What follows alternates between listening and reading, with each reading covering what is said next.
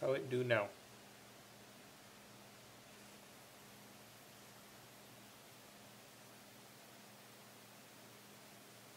Let's see if we can get this thing all set up. What do you think?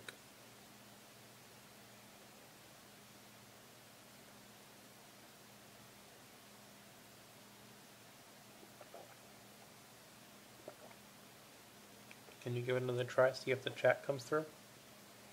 I see a chat down below. Hi. Oh yes. I do. It's not... Okay, now I see your screen. Yeah, I don't hear audio from the chat though. That's one of the things I've had trouble with in the last two, is that it doesn't make any noise. And it's off on the side.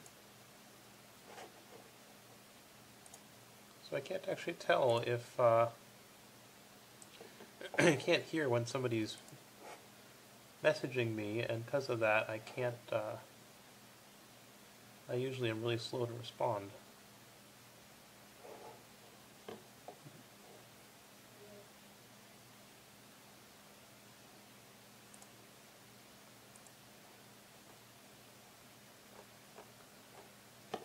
Yep. Makes me sad.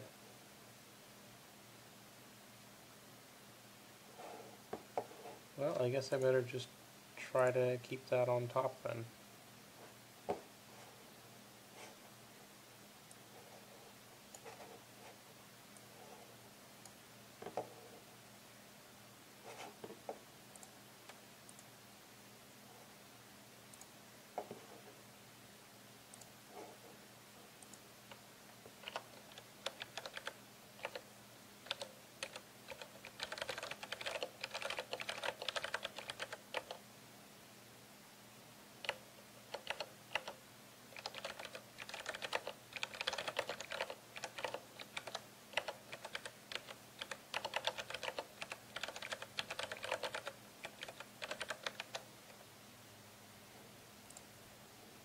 Okay, well, we're up on Twitter. I have no idea if anybody's going to watch, but, well.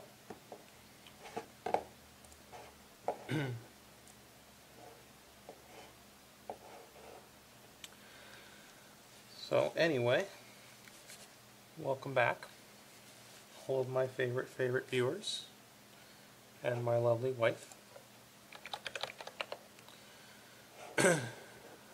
For those of you who have been following the blog, I've been going through design on the current measurement side of the multimeter circuit, and I've picked out enough of the components and figured out enough of how I want to do the protection circuitry that I'm ready to start doing schematic entry.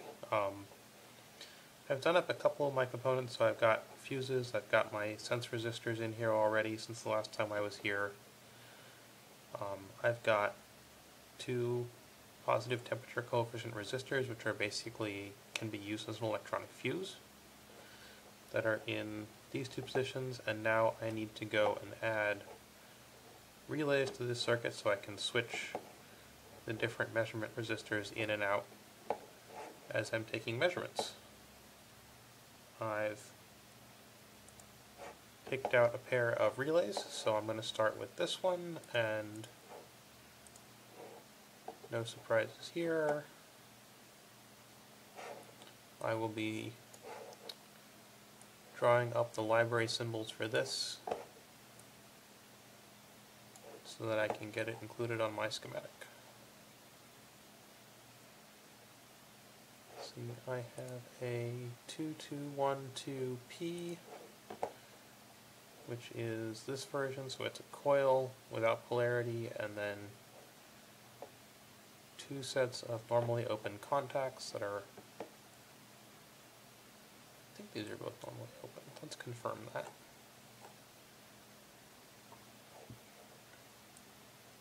Yeah.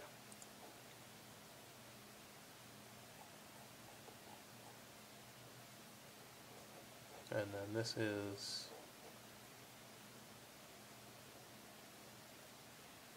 this will be my footprint when I get to the point of doing the footprint. So start with the schematic.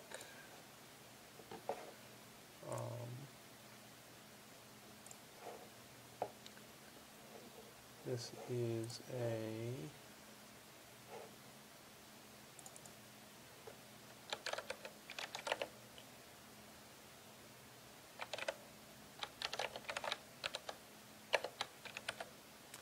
dual pole single throw 15 amp 12 volt relay. I think I want to put contact type first.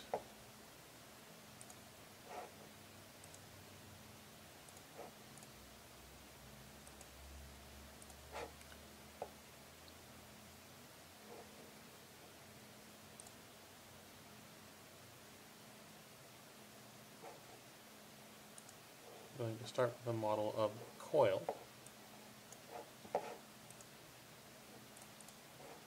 And I'm going to say this is not L, but R.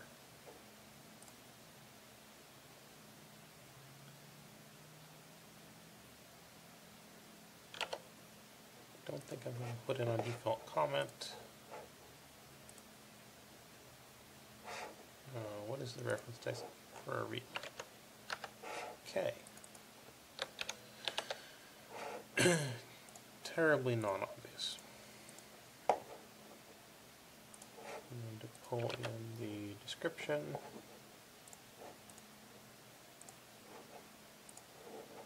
Link this against DigiKey.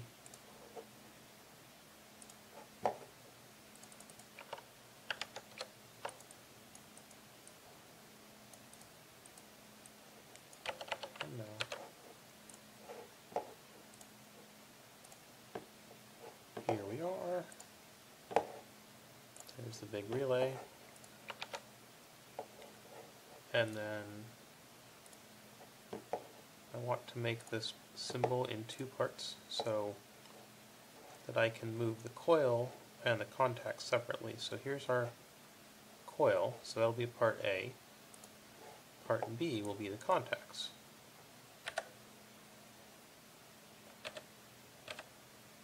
So I can place a pair of contacts like this, put the matching contacts on the other side,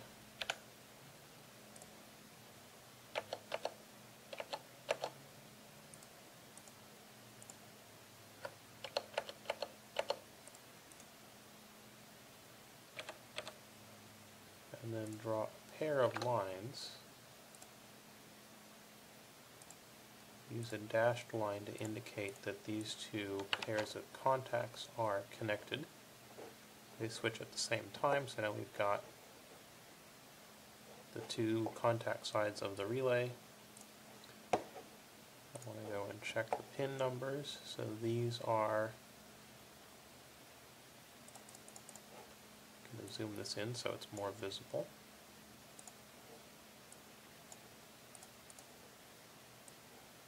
I'm modeling basically a version of this. So pins 1 and 3 are one pair of contacts, and 2 and 4 are the other. So this will be pin 1, this will be pin 3, these will be 2, and this will be pin 4. On here then, my coil is pins 5 and 6. So there's 5, and there's 6, and this relay is done. Got our designator, got our comment, got the reference, got the links to DigiKey, got the description, everything except the footprint. And now let's go do a footprint. So I'm going to start with a new blank component.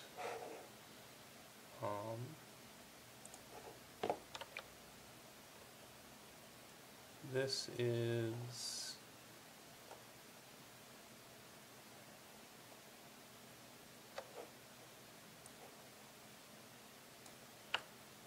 just seems to have a strong name to it.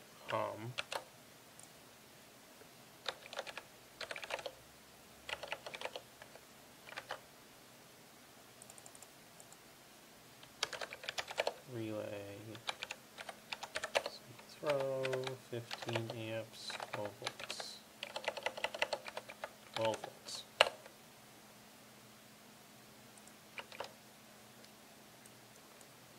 Got my grid down here on millimeters. Let's see. What units is this in?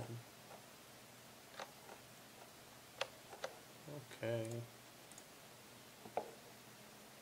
So the tolerance is in millimeters. Usually these will say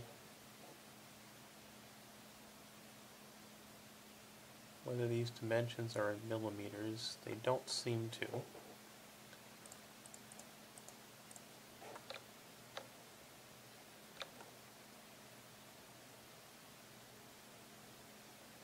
Given that all of the tolerances are in millimeters, I think it's reasonable to assume that the dimensions are also in millimeters.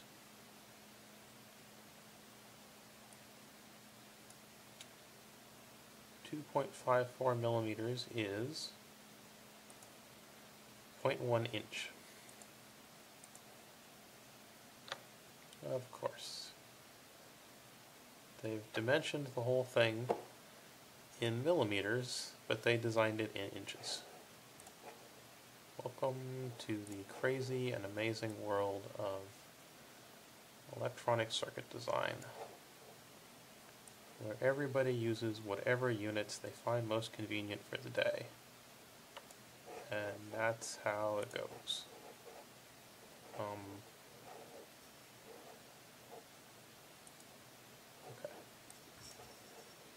I don't need that covering the whole screen. I'll make this a little bit bigger. I want to see if I can get both of these on screen at the same time so I don't have to start flipping back and forth between them. And I can just focus on actually doing the schematic. So I've got, let's see, it's not referenced off any particular dimension. I like to put the origin here in the center of the part. Usually that origin goes to the center because your pick and place machine, if you're doing automated placement, will want to pick the part up by its center, and that makes it easier for the next guy down the line who actually is programming that pick and place machine to set up your parts correctly.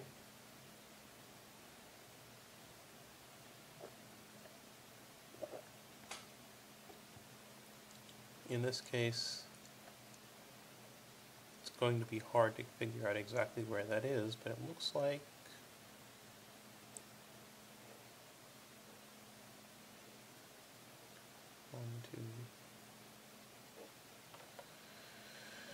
calculator time.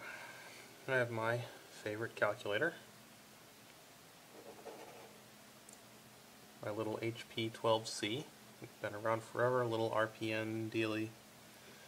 Kind of wish I had one of the 11C models, because those are the scientific calculators and they do a little bit more, but still do addition, subtraction, roots, powers, those kinds of things. It's more than sufficient for all of this.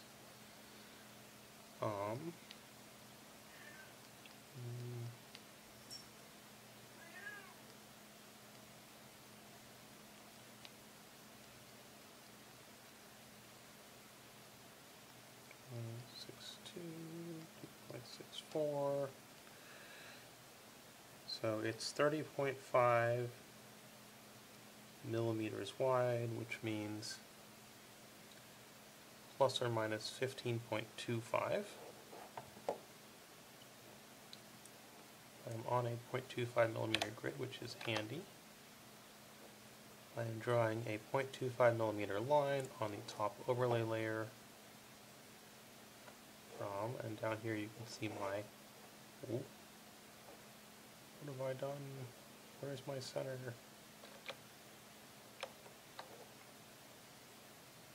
Mentioned in that bottom corner. Minus 15.25 to plus 15.25.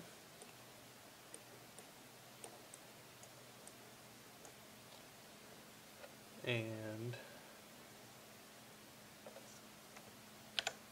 I'll do the same thing on the top. I don't know what the Z for these is yet, but I can adjust that later.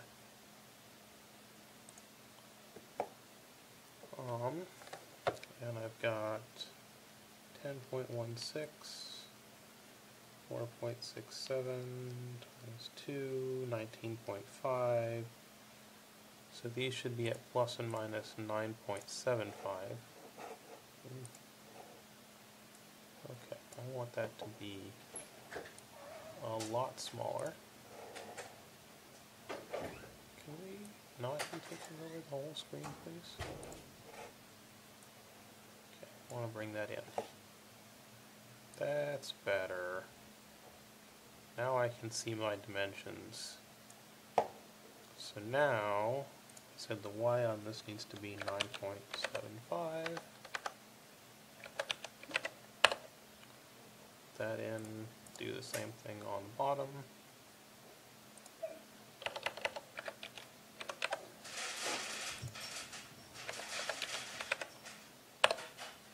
There we are. Go back to line mode and I can pick up that endpoint, connect it there, that, put it there, and now I have both of my endpoints.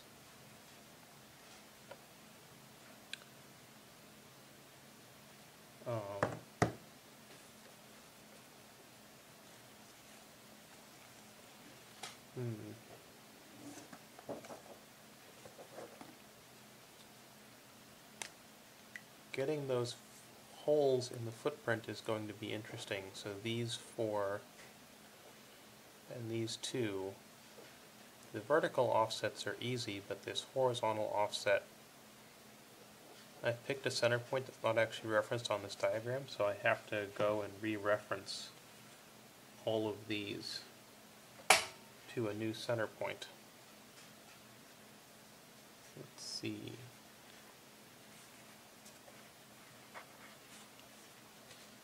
I'll just draw it on a napkin real quick so that I have something to work off of.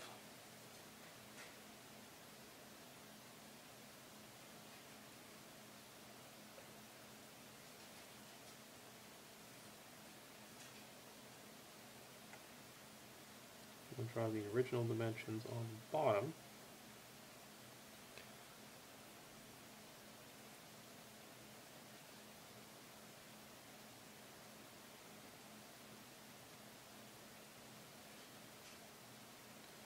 And then I'll draw the new dimensions on the top.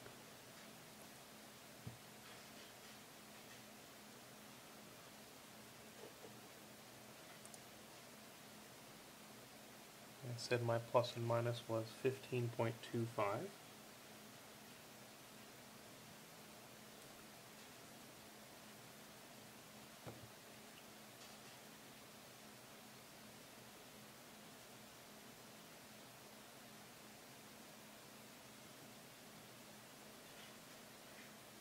So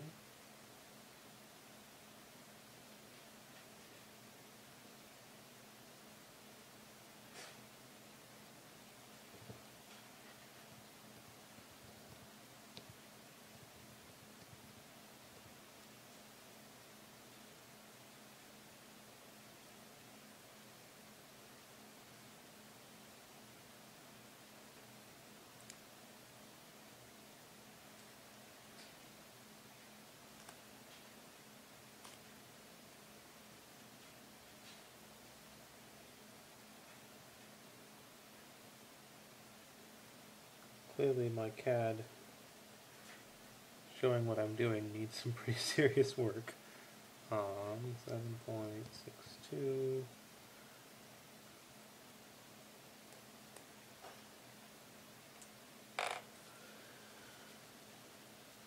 But at the basics, let's see. No, come on. Does that show up any better? It does. Alright. So, if I compute the distance to the center, then I can take this dimension this top dimension minus this and get the offset for this column, which is 10.25. On the other side, I have, okay, this minus this 10.25 gets me the remainder, which will be this offset, 4.99. And then to that I can add 7.67 and get the distance from the center to the far spacing of holes, which is 12.61. Now that I have all of those numbers all drawn up on paper and calculated out, and I look at them and they all make sense. Oh, hello Sam. No, you may not knock over my water glass. I love you though. My cat has decided to join me again. Say hello, Samson. Samson says hello.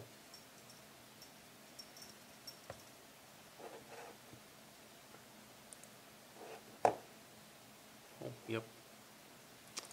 Well, I guess I have one hand to do this now, while the other hand pets the cat. Anyway, I can place a pad.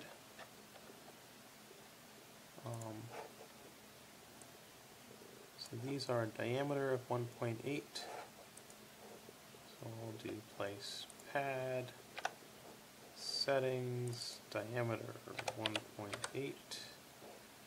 The x and the y size should be about double that, so 3.6. This is a drilled hole. It is multi-layer, which means that it goes all the way through the board. I'm going to pick a designator of 1 for now, and then I'll come back later and fill that in.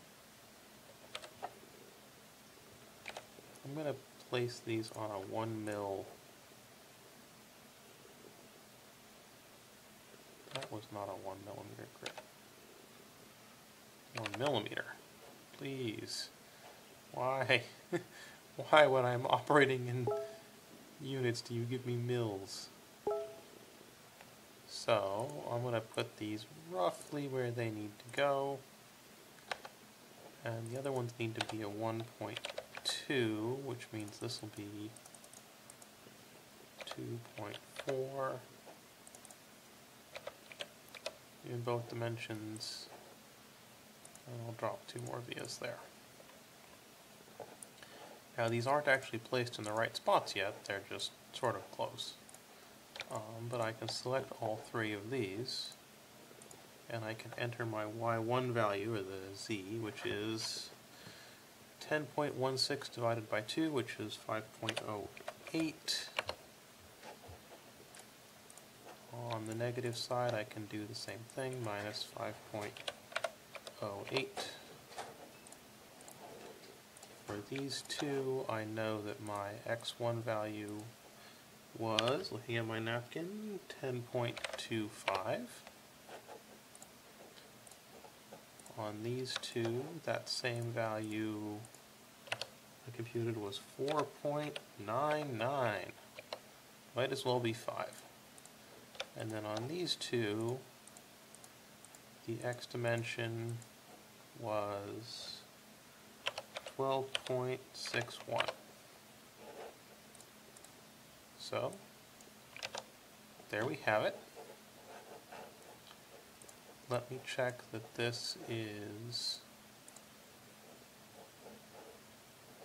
standard model, dimension holes, bottom view. Okay. I don't know who.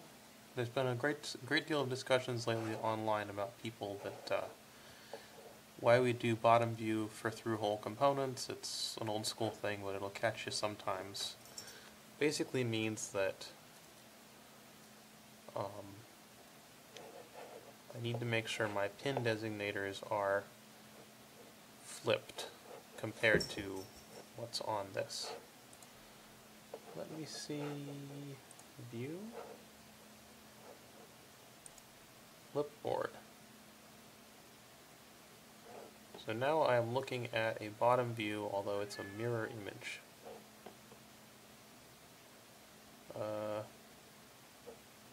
Actually, that's important. I guess I need to change all of the values on these so that my bottom view looks like their bottom view. Handy thing about having a schematic program that can do this is that you can do it. I can make them my bottom view, so this is 1, this is pin 3, that's pin 2, this is pin 4, that's 5, oh, that's 6, and this is 5. And then I can flip that back and see that, okay, that looks right. Final step on this is,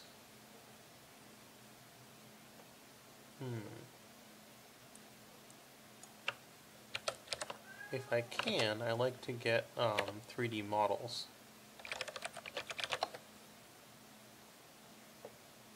Oh. Nope. Let's try that.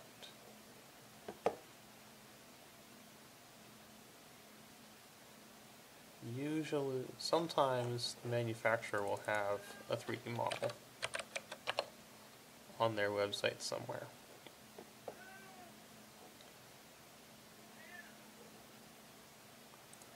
This will be fun. I'm going to start with Omron's website from the very, very top. Let's see if I can find this part. Yeah, I didn't think so. Okay, I think Omron Global might not be the best place to start. This says Omron Electronics. Let's see if I can find a home page for that division. This looks promising. Omron EMC Americas.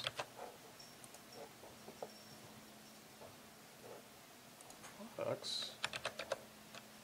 No results. Let's try just the G4W.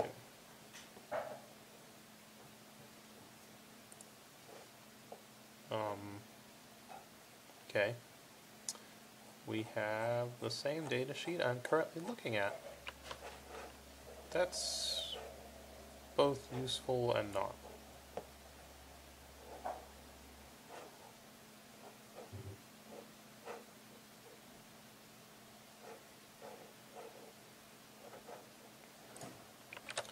Let's try G4W file. CAD library. Woohoo! Product search G4W. This is a 2122P. Hey, look at that. I can get a step file for this part. And just like that, I need to actually extract this, which is off screen. Fine. Okay, so now I've downloaded this step file. I can come back here and I can say 3D body. Oh no, that's the texture file. Can do generic 3D model. Here we are. Here it is. I'm going to put it in at all zeros.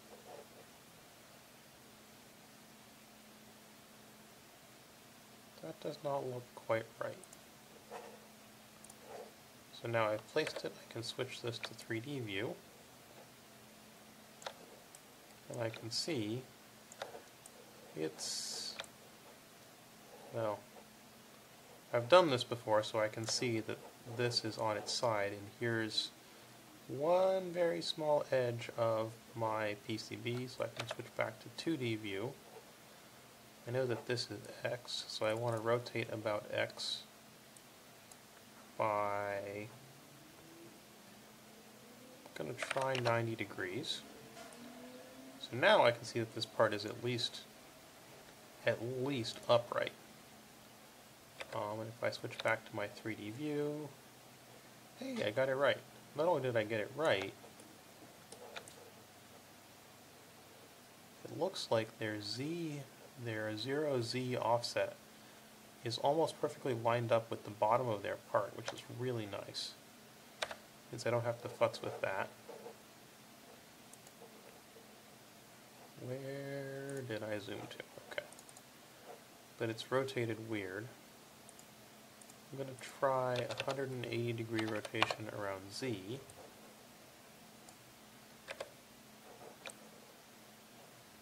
There we are. Okay.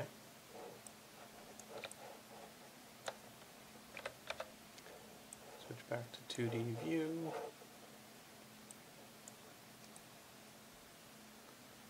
I can drag this until it's roughly in the center, but I think what I really want to do, oops,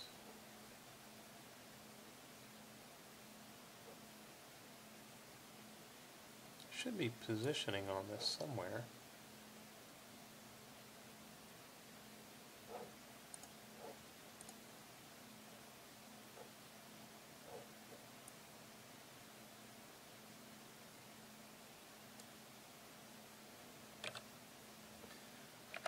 Okay, let's go back to a slightly tighter grid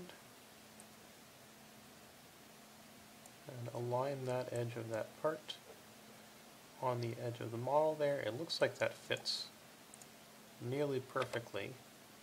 So now when I switch back to 3D view, I should see this relay sitting directly on my footprint, and if I look at it from the bottom,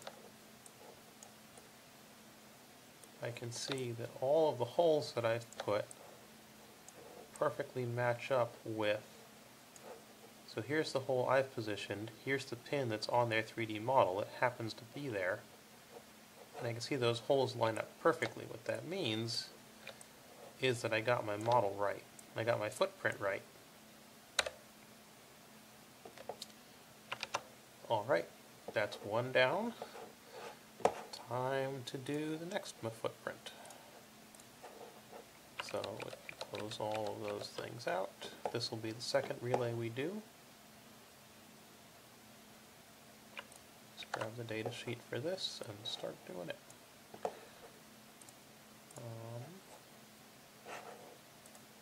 So here again, new blank component. This will be a, yeah, I'm just going to copy their part number. This is a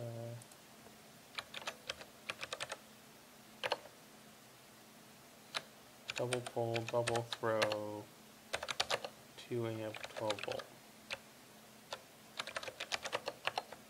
Does that match what I did here? Oh, I just put relay. Okay.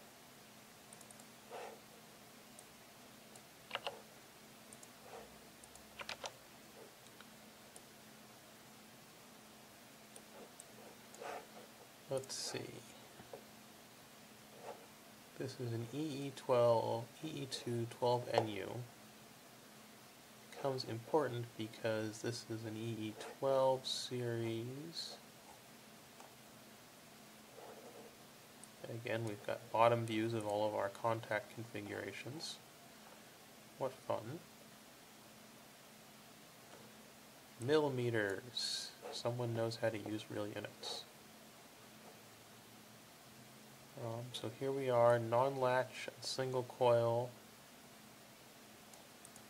So we have a single coil relay.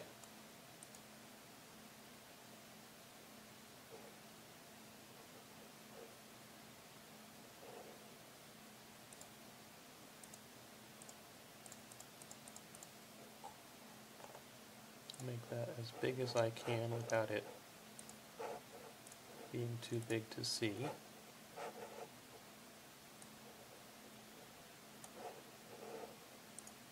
Perfect.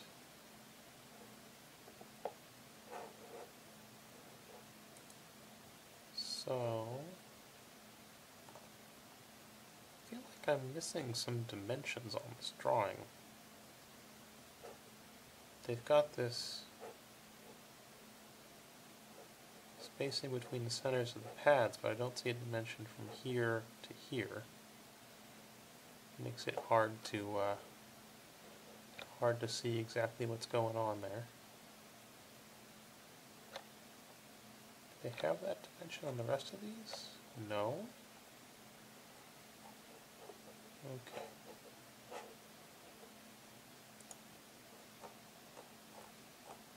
Do they have that dimension?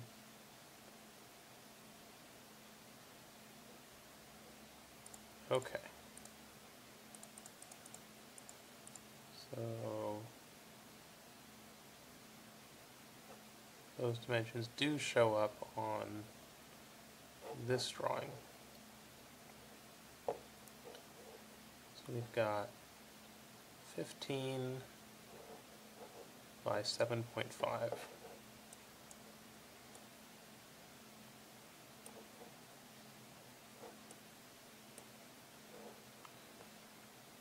So again, I'll do, oops, this is why I check this. I want to put this on top overlay layer, which is my silk screen. This will be from minus 7.5 divided by 2 minus 3.75, so 3.75.75.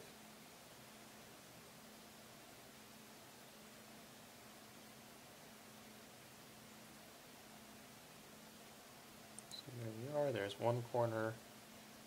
We go up to plus 3.75.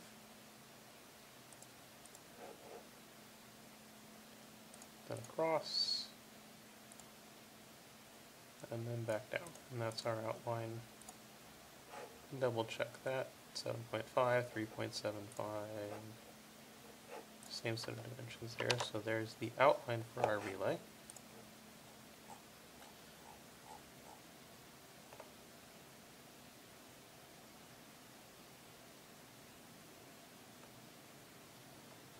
Oh, they're mixing top and bottom view. Clearly someone is a traditionalist and a purist.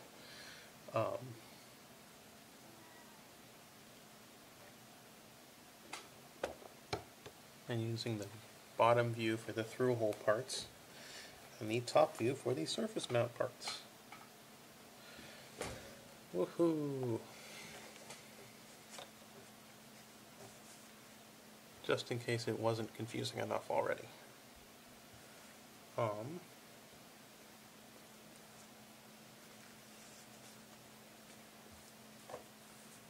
On the plus side, shouldn't be too hard to do the same set of dimensions for these. They've given a V here, which is probably,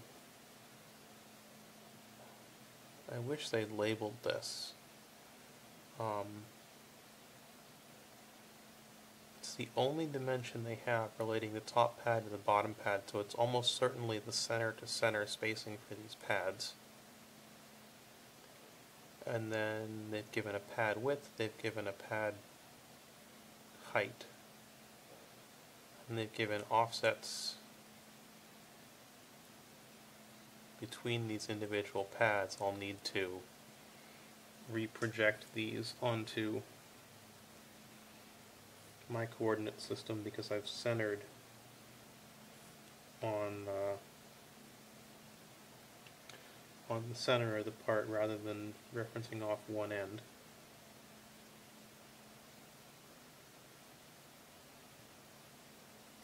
But I can do that.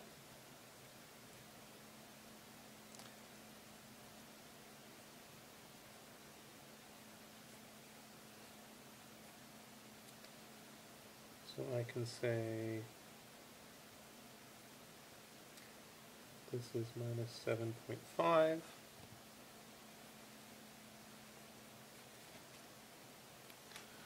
I'll start with that. I'll say minus 7.5 for the far left edge of the part, and then I'll add up all of the dimensions across the top to get the positions for all of those. So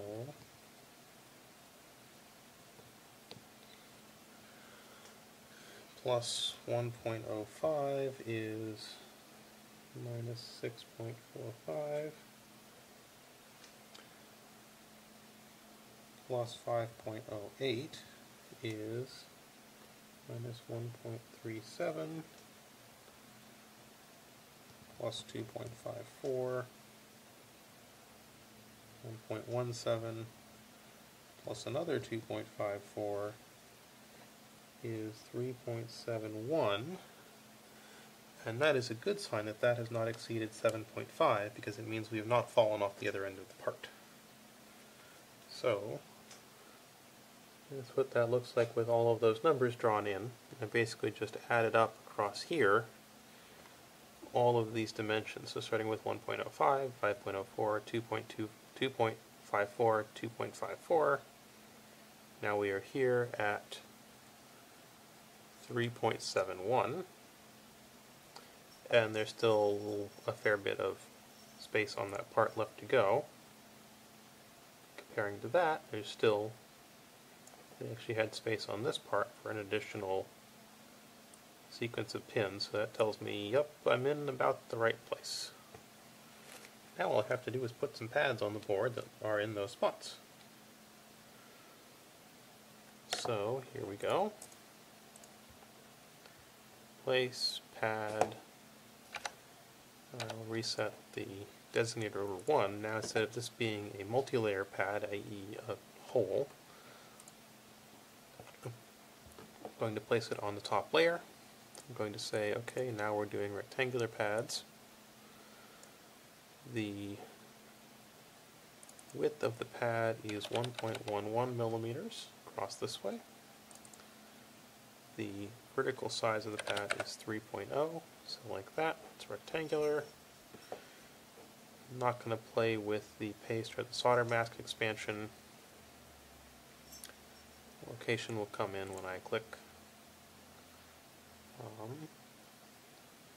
And I'm going to kind of ballpark these on here to start with. This is a minus 6.5.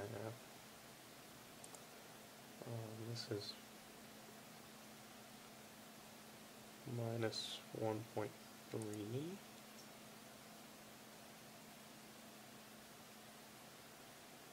It's about 1.1. It's about 3.75, and then I'll toss matching pads on the bottom. And this is just rough. I'll come through and clean this up later. So now I can select these two. Oops. Oh. Not only did I select both of my pads, I selected my end line. That's why I didn't get a...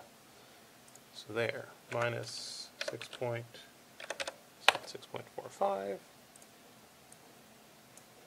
This is minus 1.37. These two are 1.17. 3.71. Alright, and now I need to get the Y height on these. So this would be the V dimension here. They've given 7.29. Since I'm referenced off the middle, I'll divide that by 2. It's 3.645. 3.645. And on the flip side, minus 645.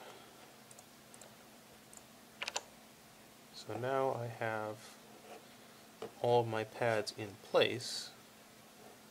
This is a top view, okay, good.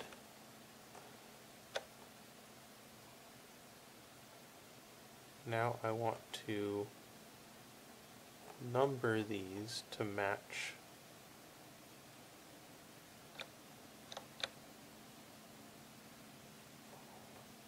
this is a bottom view.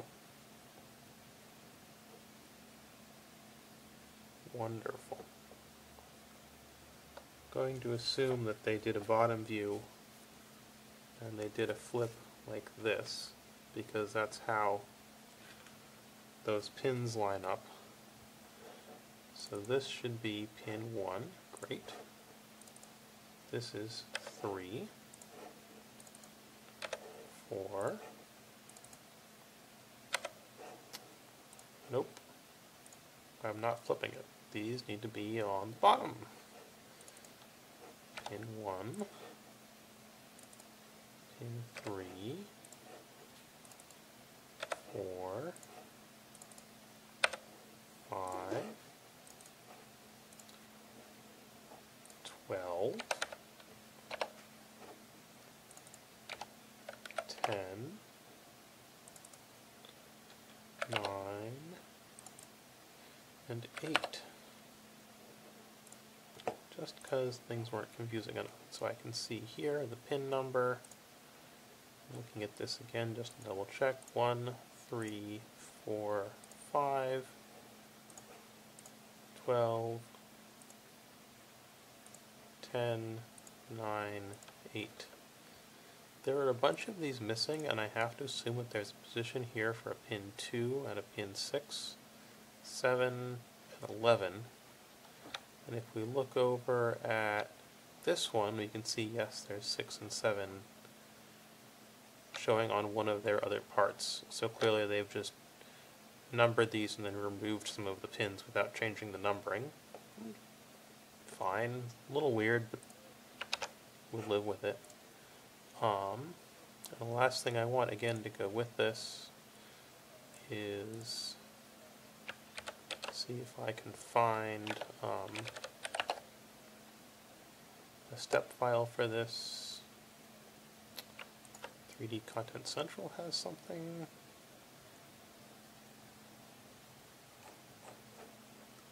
This was a keymet. I'd rather get something from the manufacturer if I can. Clearly this needs to be bigger.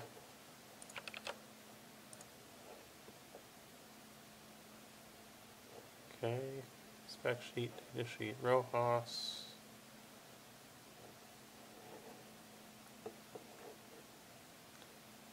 So this is basically, yep, that looks like the part that I'm going for. They have pricing and availability, but they don't have 3D models. They have something on here.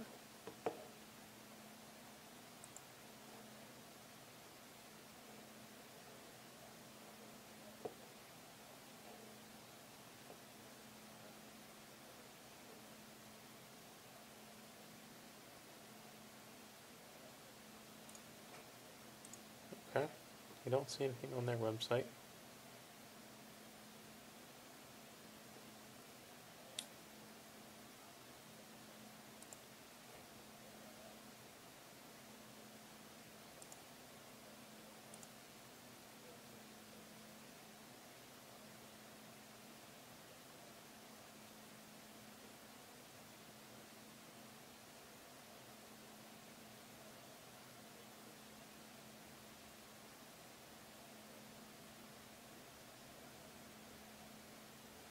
Interesting, this comment says that this pin layout is not quite right, which is the sort of thing one makes mistakes on.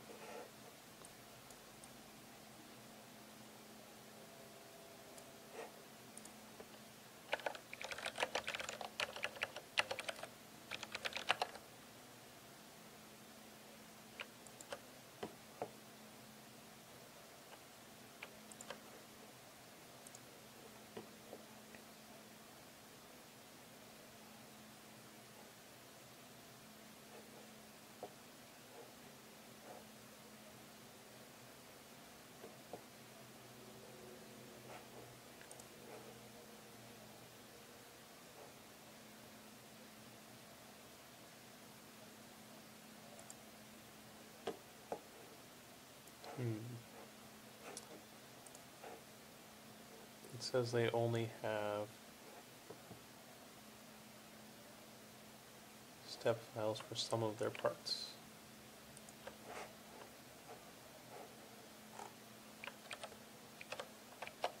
when I searched this before, I was able to find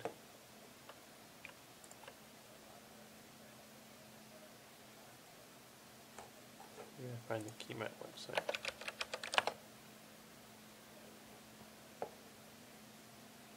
That's the data sheet.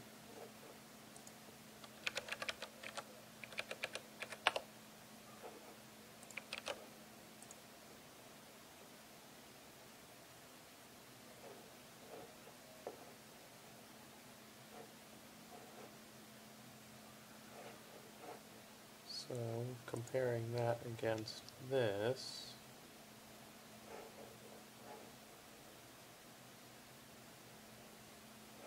they should say IntelliSpec and step file on this page somewhere. See a spec sheet and a data sheet, and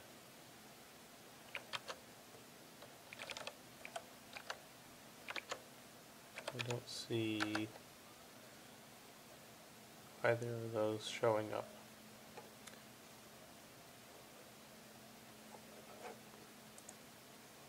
I don't suppose Mauser has a 3D model for this. Nope. Did DigiKey have anything?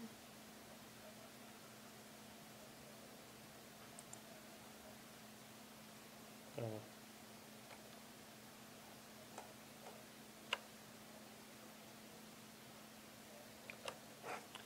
It's not a 3D model.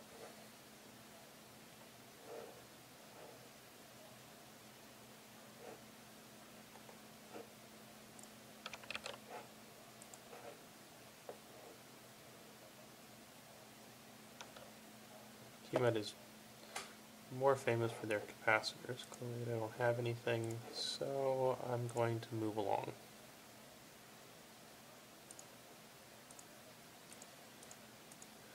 No model, oh well. It won't be the first part I don't have a model for on this board.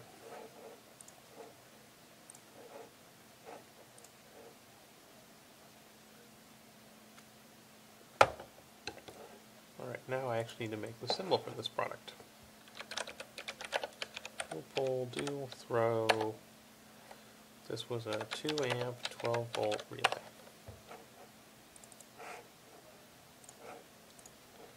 Here we are. I'm going to copy the description and paste it on here. Remember this time that this is relay. There we are. Now when I'm here, I can add my footprint. I can say it's an EE12NU, so there's the footprint. Note that that was the 3D view of the footprint and not the 2D view. Tools, new part. So I've got 2 of these. Put my inductor down on this one. I liked this symbol so much. I'm going to come over here, I'm going to copy it, I'm going to paste it down. And except that here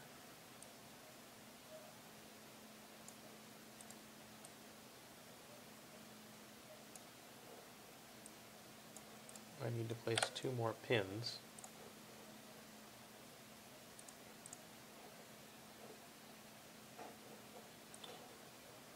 For the alternate position of this relay.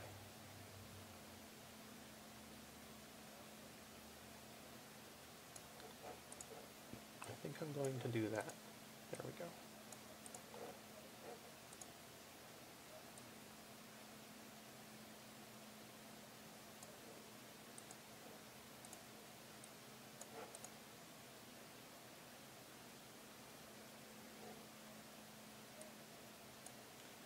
Looks okay. That looks better. Can I move this down a little bit and have it look okay and still be compact? Yes. I like that. Okay. Where were all of these pins? So these are pins 1 and 12 across the coil. So that's pin 1. This will be 12.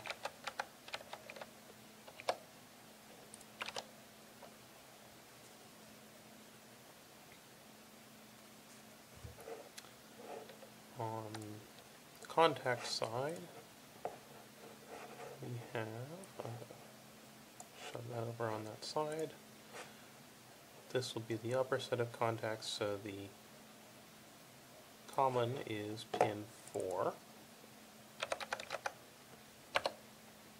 The normally closed contact is pin 3. And the normally open contact is pin 5. On the bottom side, the common is 9. Normally closed is pin 10. And the normally open is pin 8. And that's... So I've got my designator, I've got a comment. Hey, I didn't say you could change that. Got the description, I've got the name, I've got a footprint. Do not have my supplier link yet, so we will go and add that.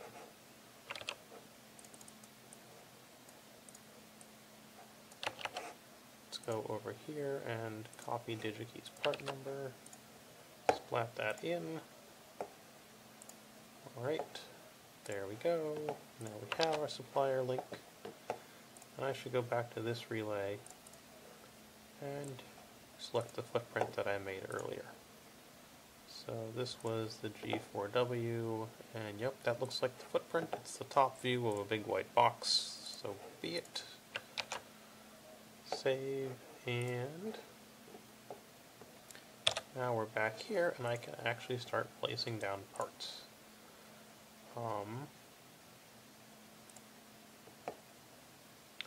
I want to put the high current relay here.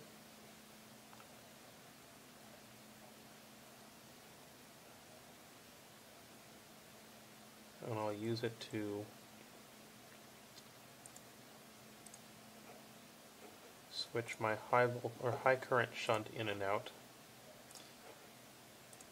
This is my 10 amp shunt, and so I need at least a 10 amp relay in there. Below this, I've got a 100 milliamp shunt, so I don't need nearly the same amount of current going through my relays. So I can place the much smaller and much cheaper relays on this end.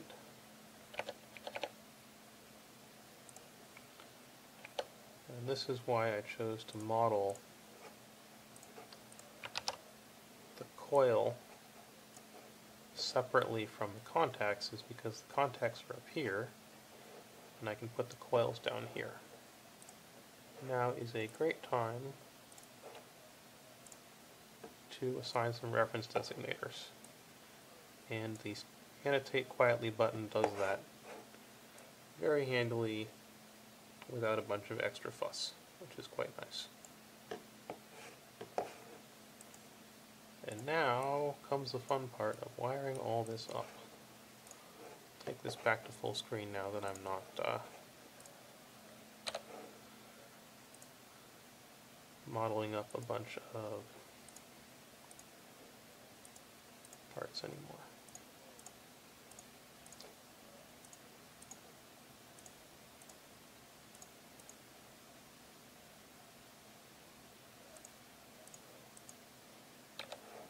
So, the basic idea here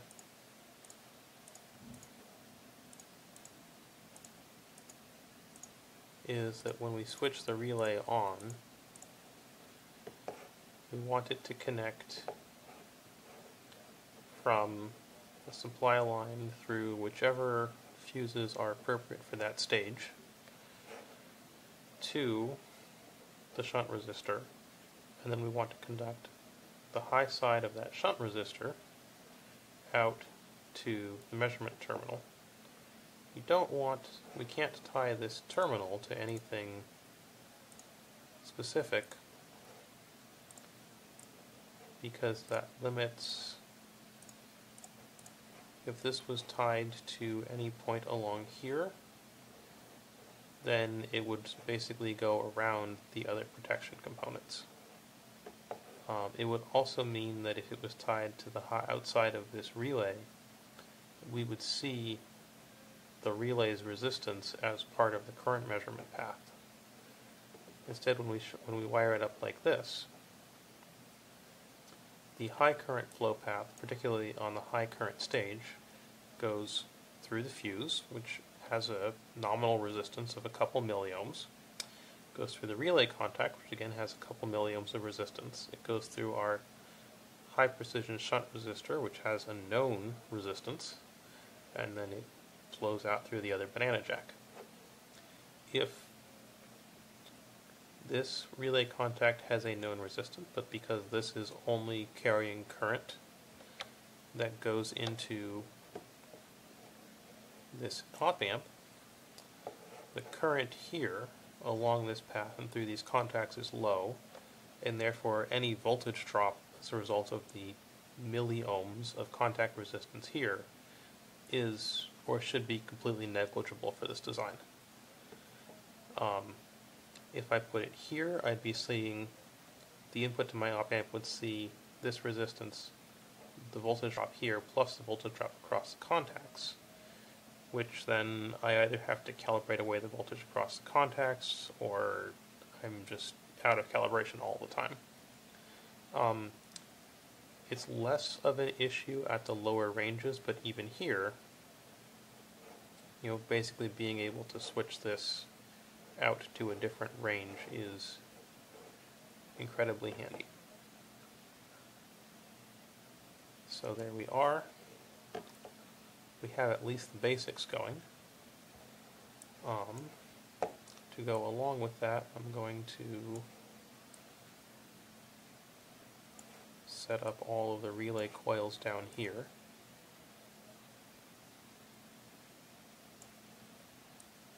I think I'm going to rotate these and put them vertically, because they will take up less space and because it is more obvious in this configuration that they are actually dropping voltage. I'm going to find my general purpose diode. Here we are. This is the flyback diode, so I'm going to put it anti-parallel to the expected, or against the expected current flow through the coils. Basically, when this coil is de-energized, it's going to generate a voltage, and that voltage will be caught up by the diode rather than causing the low end of the coil to fly up to some high voltage and damage the control transistor for this component.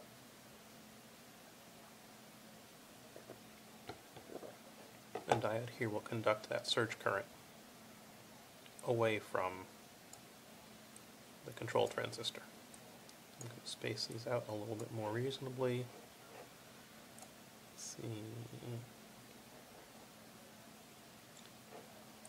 This needs to move over a little bit, and this needs to move over a bunch.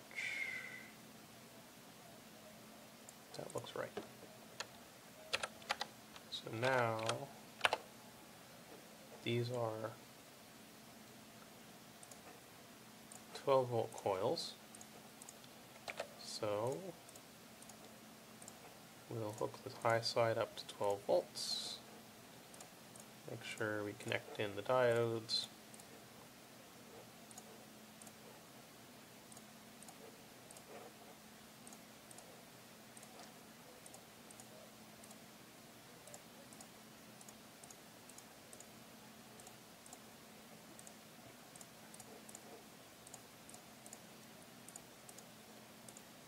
And then we will place a port label here.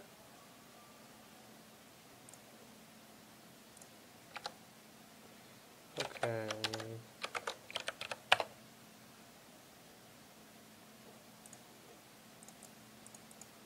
So I'm going to label that 10 amp DRV for a 10 amp section drive. I want to resize this so that that's readable. Great. There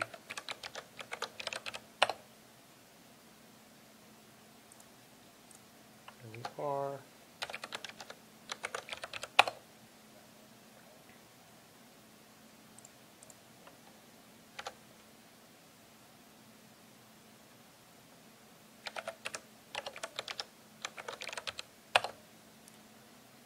place the rest of these labels. So on another schematic sheet, I can then reference these, provide the appropriate low side transistors to drive these coils, but I'll still be able to see that the coil and the associated relay are in this sheet.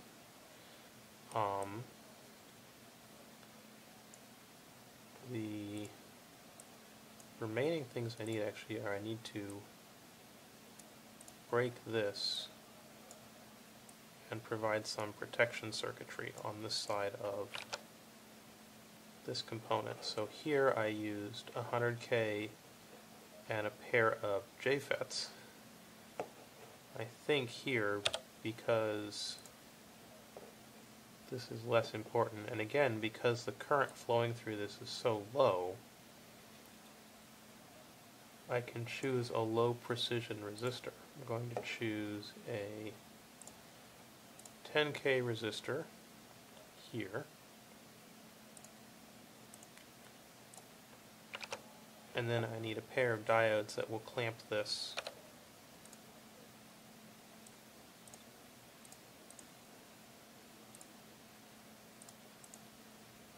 so when this voltage in any of the sense across the sense resistors exceeds some value, this will exceed the voltage input spec for this op-amp. But because I put a clamp diode here, we'll see some current across here. The diode will clamp this to 0.6, 0.7 volts, whatever that diode decides to do, and this will not exceed its input voltage requirements. So these diodes are a little on the big side. I'm going to go, who are you? I'm going to go look this up on DigiKey. If I can use the same diode here and not have it be a problem, then that's wonderful. But I may want something where the leakage current is a little bit lower. Let's have a look at the datasheet for this diode. So this is a FDLL4148.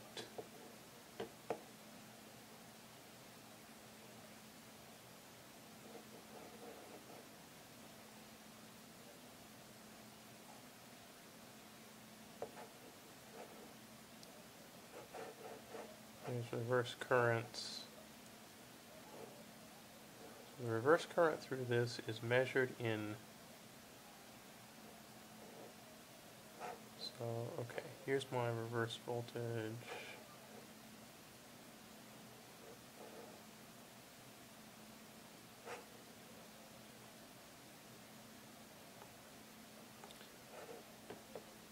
So the forward current at 275 millivolts is 1 microamp. So that 1 microamp across my 10K resistor,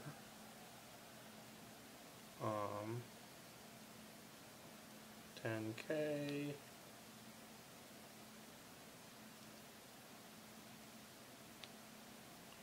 one e to the 6.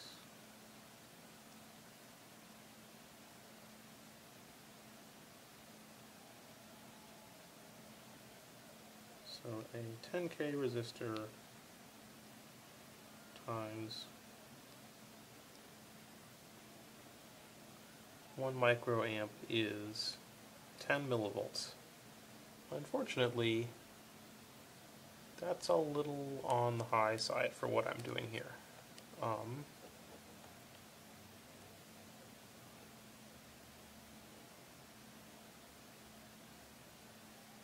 This says forward voltage in millivolts, forward current in milliamps.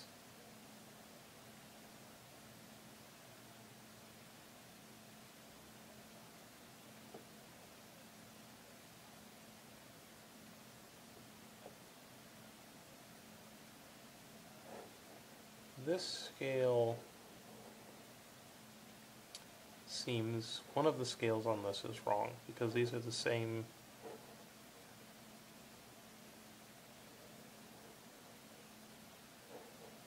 similar units to here, except much lower. So here, this ends at 500 millivolts and 100 microamps of current. This starts at 10 milliamps of current at a much lower voltage, so I think that this scale should actually be labeled in volts and not millivolts, which makes sense that if you have a forward voltage of about 0.8, 0.9, 1 volt, you start to hit the forward voltage drop of this diode, which, if we look up at the top, this is claiming to be a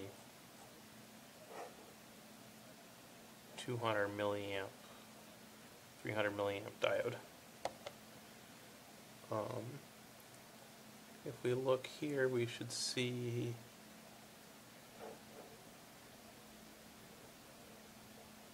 $10 milliamps and 1 volt as our forward ratings for the 4148, which is the part we actually have. 10 milliamps, 1 volt, and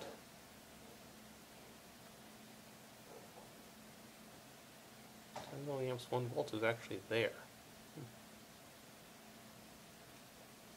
Okay.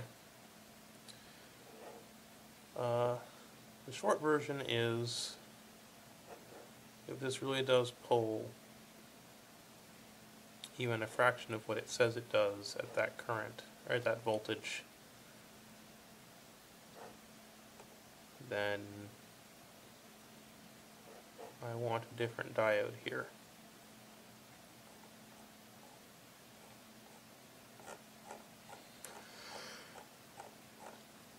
They're not willing to provide specs down to that level, so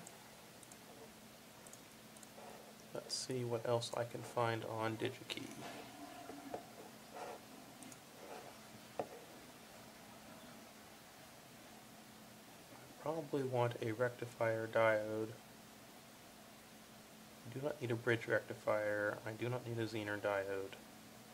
Do not need transistors, so the rectifier category is fine. Let's go shopping for a diode, a different diode.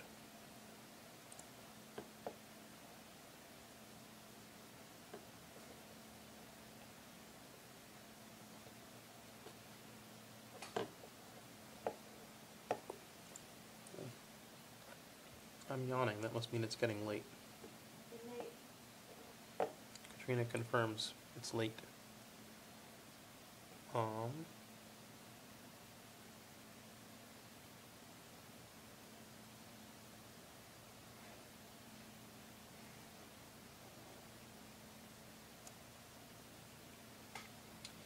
Let's see.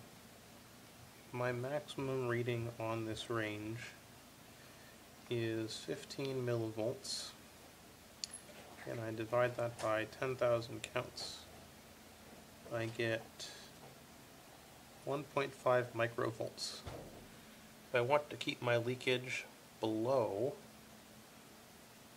something that will throw me off by 1.5 microvolts, then 1.5 microvolts divided by the 10K resistor I had, which is going to totally dominate this entire path, is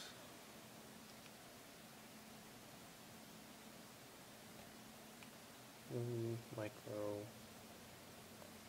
0.15 nanovolts. No, 0.15 nanoamps, or 150 picoamps. Lucky for us, that's not a totally unreasonable reverse current for a diode. And a lot of these are rated to much higher voltages, which means that their leakage when they're biased forwards or backwards at a much lower voltage will be much lower. So, with that in mind,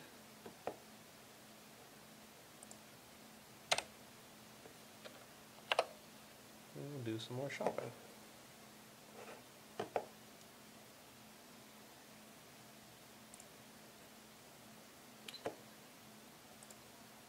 And even at substantial input voltage, which we won't have,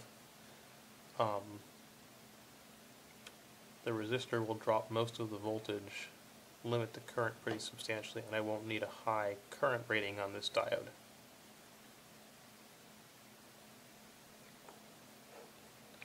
Some of these are through hole, and I would like surface mount, so I'm going to go surface mount.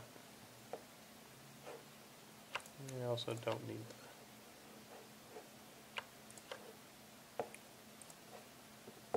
the digi-reel or the tape and reel parts. Those are just bigger packaging for the same thing.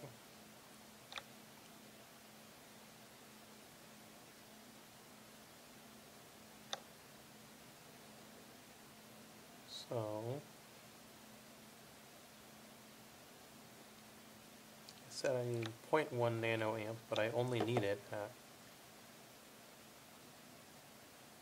significantly smaller voltage. This one looks intriguing.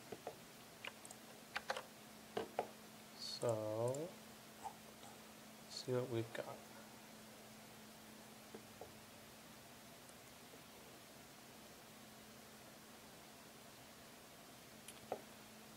The forward current seems fine. Let's see. If I put, let's just say, my design value is 200 volts divided by 10K, 20 milliamps. So I need a diode with a max of 20 milliamps. This is far above that by a factor of 10. So no worries there. Let's get my face back in view. Forgotten. Let's see, what is there? They have a forward voltage listed here? Nope.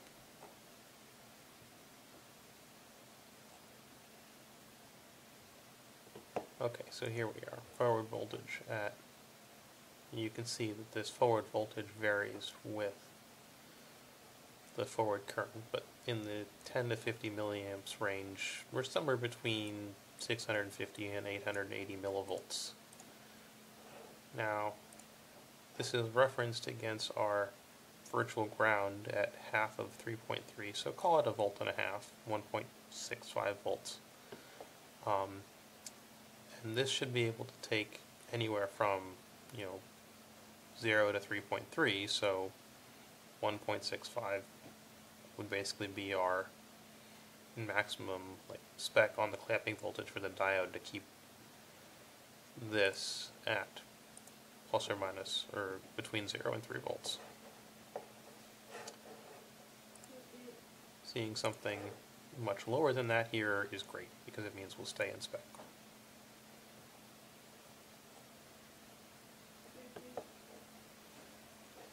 See, so here's our, this is conduction, right? Here's forward voltage in the 1 volt range. Oh, no vertical axes. That's nice. I guess amps, probably? I'd hope. That's sort of unfortunate. Here we have reverse voltage and the vertical axes with no units at all. Oh, great. Look, it's an SOD80. I already have a footprint for that. That would make that easy.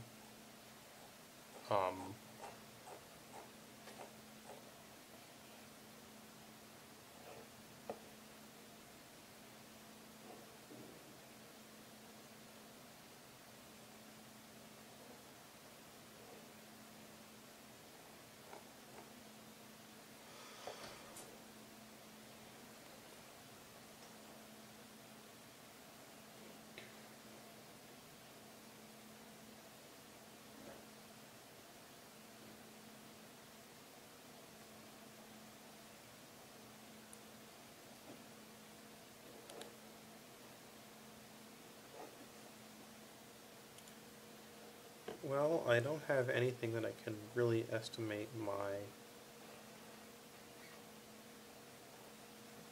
leakage current at some number of millivolts with.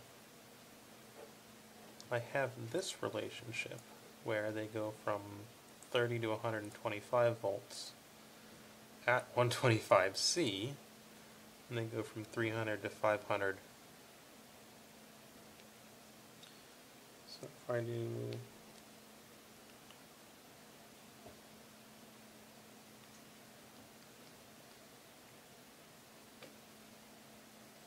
nope, 125, 30,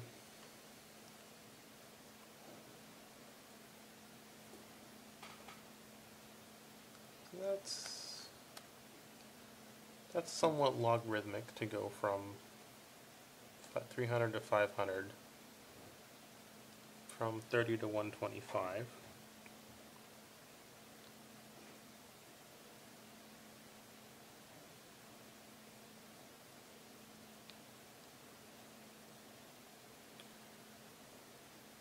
If I wanted to go the other way,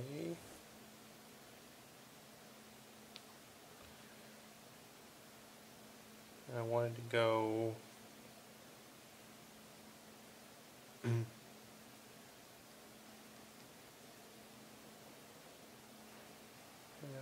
still probably going to be more like 0.5 nanoamps at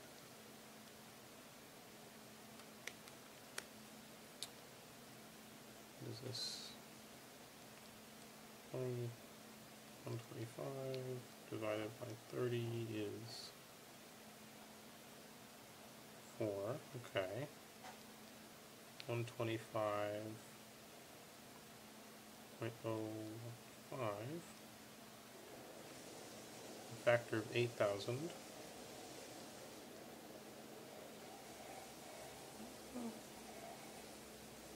It might be as much as 91 times lower. Should be 0.01. Well, this looks like a reasonable part. It might work, it might not. Is there anything that has an obviously lower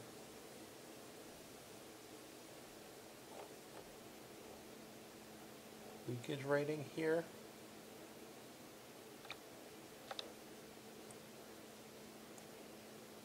Well, 4 parts. Okay, let's see what we've got. So, this is 28 cents, 200 milliamps. These are a little bit more, not a lot more. They have lower leakage at a lower voltage, which, okay.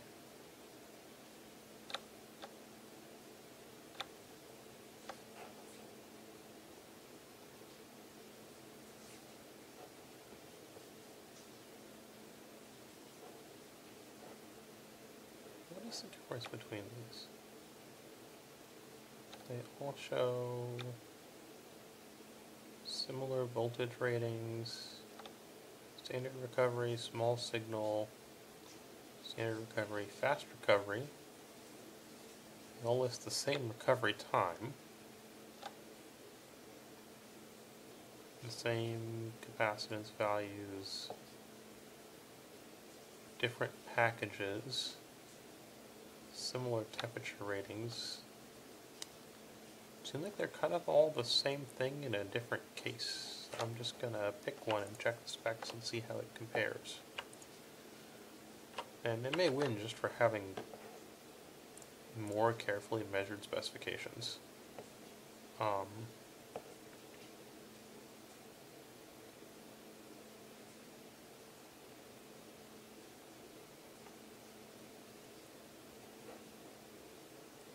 Low leakage, yes. Low leakage is the type of diode I will probably be looking for this. Okay.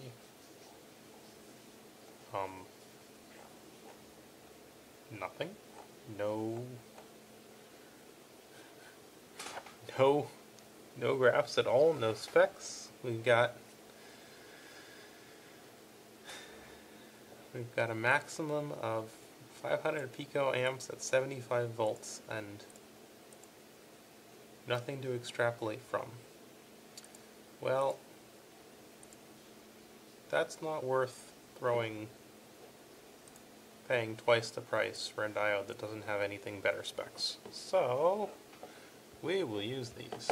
That will be fine. Time to make a new diode. This is 125 volts, 200 milliamps.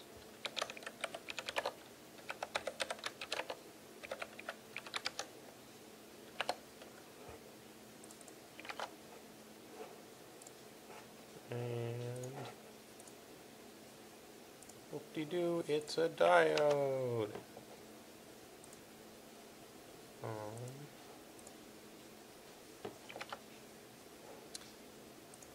Is a general purpose diode. We'll put that in. And grab the DigiKey part number. We will link this up so that when I go to generate my materials later, come up with something that's reasonable.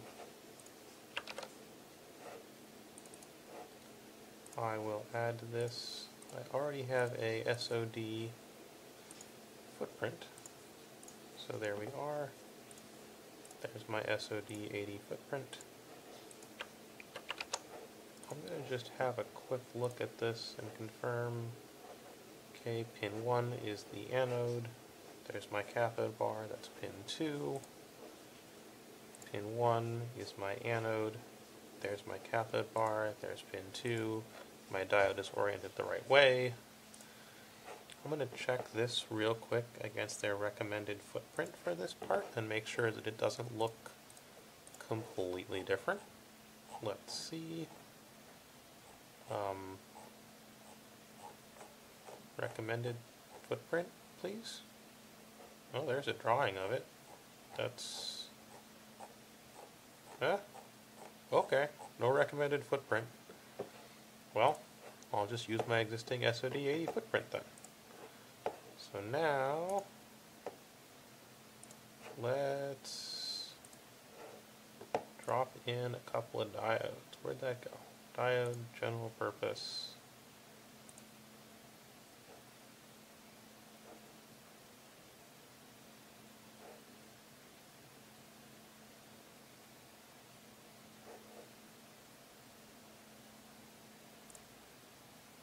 Okay.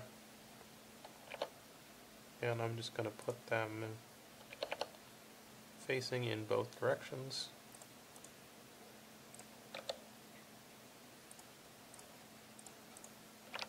Right like that. So regardless of whether this is positive current and this is higher than that potential, we'll get conduction through this diode. If this goes negative potential, because we've got current flowing in the other direction, we'll end up with current flowing through this diode.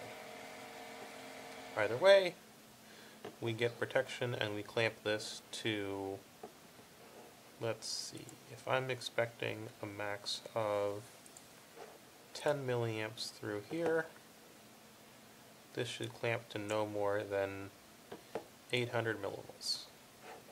Great. That is exactly what we're looking for there.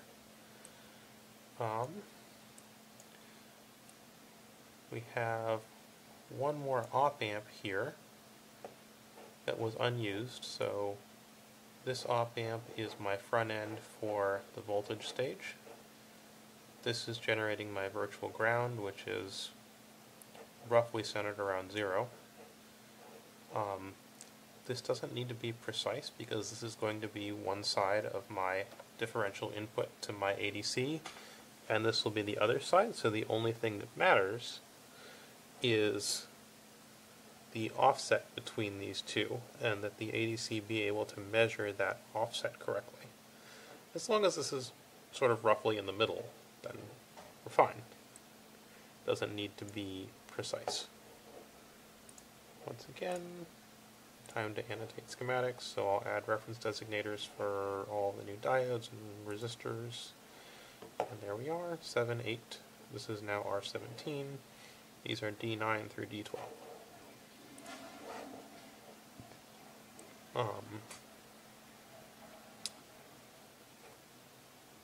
I believe that is enough circuit design for the night. It is bedtime.